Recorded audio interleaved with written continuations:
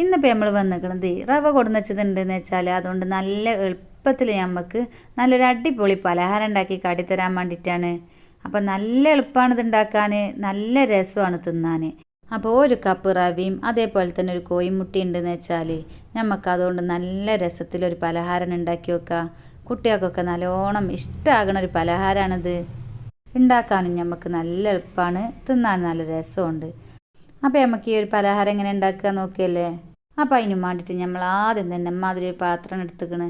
ഇതിക്ക് നമുക്ക് ഒരു കപ്പ് അളവിൽ റവ ഇട്ട് കൊടുക്കുക. അപ്പോൾ നമ്മൾ പഞ്ചസാരയൊക്കെ ഇട്ട് കാണാണ് ഇത് ഉണ്ടാക്കുന്നത്. അപ്പോൾ അതിൻ്റെ മധുരമൊക്കെ നമ്മൾ പാകമായി കിട്ടാൻ വേണ്ടിയിട്ട് നമ്മളൊരു നുള്ള ഉപ്പ് ഇട്ട് കൊടുക്കുന്നുണ്ട്. ഇനി നമുക്ക് ഇതിലേക്ക് ഒരു 1/4 ടീസ്പൂണ് ബേക്കിംഗ് സോഡയും കൂടി ഇട്ട് കൊടുക്കുക. ഇനി നമുക്കിത് നല്ലോണം അങ്ങോട്ട് ഇളക്കിയെടുക്കണം. അങ്ങനെ അപ്പോൾ നമ്മളിത് നല്ലോണം അങ്ങോട്ട് ഇളക്കിയെടുത്ത് അവിടെ വെച്ചിക്കണു.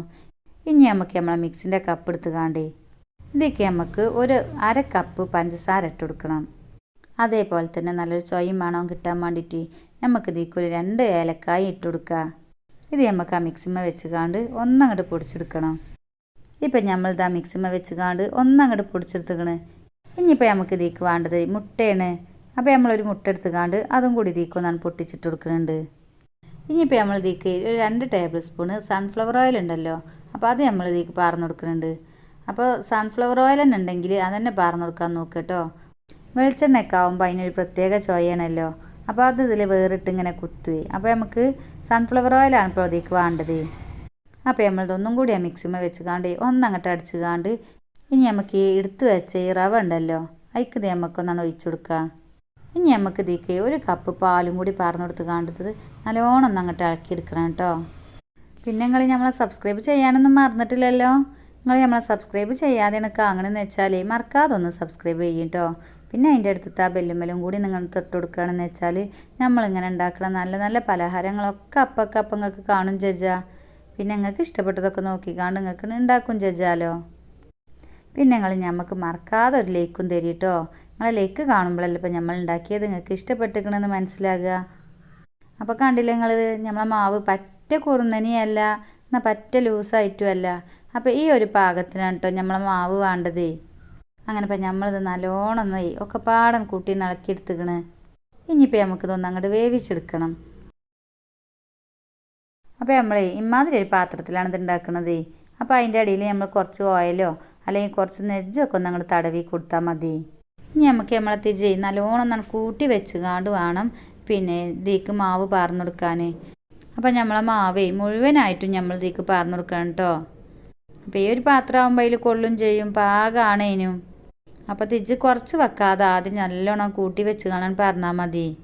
പിന്നെ ചട്ടിയൊക്കെ നല്ലോണം ചൂടായതിന് ശേഷം തിജ് പിന്നെ ഒന്നങ്ങോട്ട് കുറച്ച് വെച്ചാൽ മതി. ഇനി നമുക്കിതേ ഒന്നങ്ങോട്ട് മൂടി വെച്ച് കാണ്ടേ ഒരു 15-20 മിനിറ്റ് ആകുമ്പോഴത്തേന് നല്ലോണം വെന്ത് വരുവേ. പിന്നെ നമ്മളിത് അടി പിടിച്ചാതിരിക്കാൻ ഇത് നേരിട്ട് കാണ്ടല്ല കേട്ടോ വെച്ചിക്കണേ.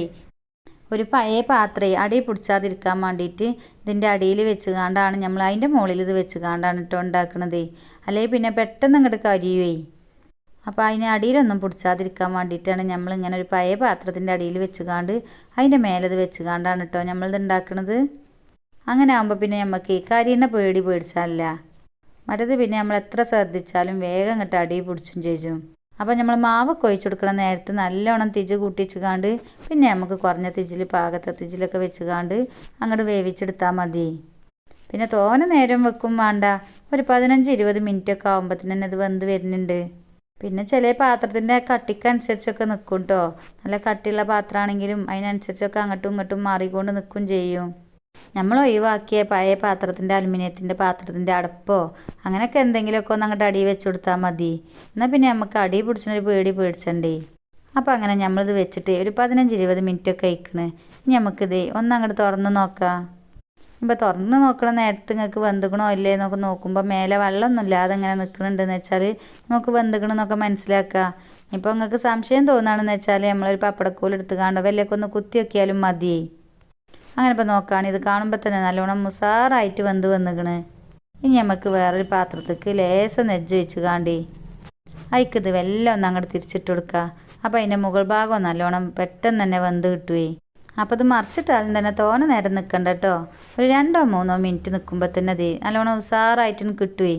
അപ്പോൾ നമുക്ക് ഇതിൻ്റെ മുകൾ ഭാഗത്തെ കളറൊക്കെ ഒന്ന് മാറി കിട്ടാൻ വേണ്ടിയിട്ടാണ് നമ്മളിങ്ങനെ കാട്ടുന്നത്. വേഗം നമ്മൾ ആദ്യം വേവിച്ച കോലത്തിൽ വേവിച്ചുമ്പോൾ തന്നെ നല്ലോണം വെന്ത് കിട്ടണമുണ്ട്. അപ്പോൾ കണ്ടില്ല നിങ്ങൾ, ഇത്ര പണിയുള്ളൂ. നല്ലൊരു അടിപൊളി പലഹാരം നമുക്കിവിടെ കിട്ടിയിരിക്കണ്. നല്ല മയത്തിലും നല്ല പഞ്ഞി പോലെയൊക്കെയാണ് നല്ലോണം പൊന്തി വന്നും ചെയ്തിക്കണ്. അപ്പോൾ റവ ഉണ്ടെന്ന് വെച്ചാൽ നമുക്ക് എല്ലാവർക്കും ഒന്ന് ഉണ്ടാക്കി വെക്കാൻ പറ്റി നല്ലൊരു അടിപൊളി പലഹാരമാണിത്. അപ്പോൾ കുട്ടികൾക്കൊന്നും ഉപ്പുമാവ് വലിയ തൃപ്തിയൊന്നും ഉണ്ടാവില്ല. അപ്പോൾ റവയൊക്കെ കിട്ടുമ്പോൾ നിങ്ങളെല്ലാവരും ഒന്നും ഉണ്ടാക്കി നോക്കി ഇങ്ങനെ. അപ്പം നമ്മൾ ഉണ്ടാക്കിയത് നിങ്ങൾക്ക് എല്ലാവർക്കും നല്ലോണം ഇഷ്ടപ്പെട്ടിരിക്കണമെന്ന് വിചാരിച്ചിരുന്നു. ഇഷ്ടപ്പെട്ടാൽ നിങ്ങൾ നമുക്കൊരു ലൈക്കും തരും. പിന്നെ നമ്മൾ സബ്സ്ക്രൈബ് ചെയ്യാതെ കാണണമെന്ന് വെച്ചാൽ ഒന്ന് അങ്ങോട്ട് സബ്സ്ക്രൈബും ചെയ്യും കേട്ടോ. അപ്പോൾ ഇൻഷാ അല്ലാഹ് ഇതേപോലെ നല്ല നല്ല പലഹാരങ്ങളും കൊണ്ട് ഇനി നമ്മൾ വരുന്നുണ്ട്. അപ്പോൾ പുതിയൊരു വീഡിയോയുമായി കാണണ വരെ നമ്മളെ എല്ലാ പ്രിയ കൂട്ടുകാരോടും അസ്സലാമു അലൈക്കും.